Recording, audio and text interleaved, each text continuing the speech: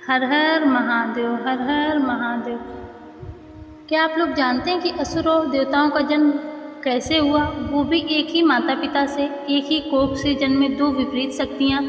ऐसा कैसे हो सकता है दोस्तों? एक देव तो दूसरा दानव।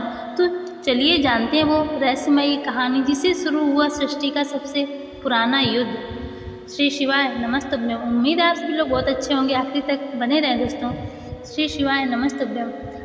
प्राचीन काल की बात है, जब ना समय था ना स्थान, केवल ब्रह्म ही ब्रह्म थे। ब्रह्मा जी ने सृष्टि की रचना की। उन्होंने अपने मन से मनु और शत्रुपा को उत्पन्न किया। मनु के वंशजों से आगे चलकर एक महान ऋषि हुए, ऋषि कश्यप मुनि। कश्यप मुनि की पत्नियां थीं अदिति और दिति। दोनों ही दक्ष प्रजापति की कन्याएं थीं। यहीं से शुरू होती है देवताओं और असुरों की कहानी। अदिति एक तेजस्वी, पुण्य आत्मा और धर्मपरायण स्त्री थी। उन्होंने कश्यप मुनि के साथ तप करके 12 पुत्रों को जन्म दिया।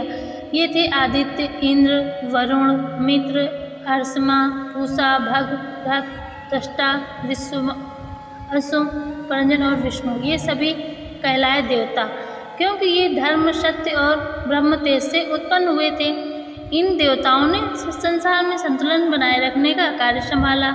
वर्षा, सूर्य, चंद्र, अग्नि और आकाश जैसी शक्तियों का संचालन इन सभी के हाथ में था। अब बात करते हैं दिति की। वो भी कश्यप मुनि की पत्नी थी, परंतु उसका स्वभाव अदिति से बिल्कुल अलग था।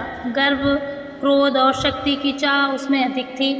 एक दिन दिति ने कश्यप मुनि से प्रार्थना की कि हे महाराज, वो एक ऐसा पुत्र चाहती है जो इंद्र की तरह शक्तिशाली हो, बल्कि उससे भी अधिक ताकतवर हो, ताकि उसके वंश का नाम अमर हो जाए। कश्यप मुनि ने शर्त रखी, अगर तुम 100 वर्षों तक तप और नियम पूर्वक संयम रखोगी तो तुम्हें ऐसा पुत्र प्राप्त होगा।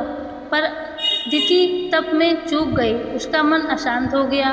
उसने देवी शक्तियों का संतुलन बिगाड़ा और उसके गर्भ से जन्मे हिरण्याक्ष और हिरण्याकश्यपु, यहीं से असुरों का जन्म हुआ।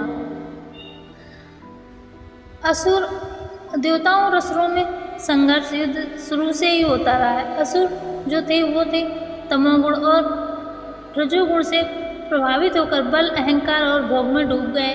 वहीं देवता सतोगुण से प्रेरित होकर धर्म और सत्य की राह पर चले।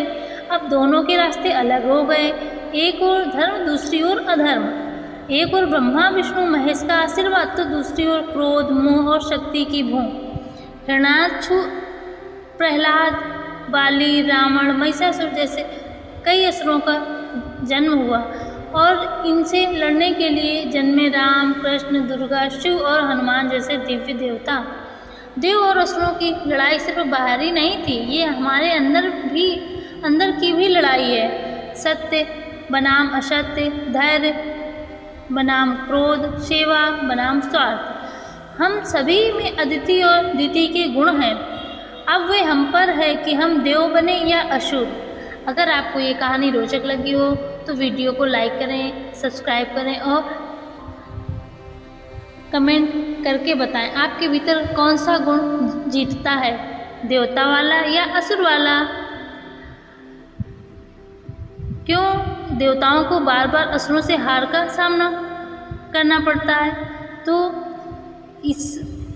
ये कहानी आपको इसी चैनल पर आगे मिलेगी कि आखिरकार देवताओं को बार बार असुरों से हार का सामना क्यों करना पड़ता है। तब तक दोस्तों अपना ख्याल रहिए, मस्त रहिए। हर हर महादेव। भोले बाबा सभी सुनने वालों पर अपना आशीर्वाद बनाए रखें।